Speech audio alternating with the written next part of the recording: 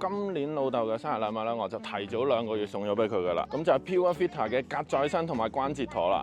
OK， 呢2盒，因為我公司咧有時唔夠人做嘢咧，我老豆就會喺貨倉幫我處理一啲出貨入貨嘅工作嘅。咁有時翻貨多嘅時候咧，都有機會需要擒上擒落嘅。同埋隨住年齡增長，軟骨嘅磨蝕或者損耗嘅問題咧，就會越嚟越明顯嘅。例如上落樓梯啊、踎低嘅時候，可能會覺得個膝頭哥會棘住咁樣。咁今次呢2個產品咧，就非常之適合送俾屋企嘅長輩啦。我阿媽都有食嘅。咁呢隻格再生咧係市場少有嘅再生型產品啊。黃牌成分 UCII 有助刺激軟骨再生17%。咁拆咗出嚟咧就係咁樣嘅包裝嘅。咁每日食一細粒咧，食咗先。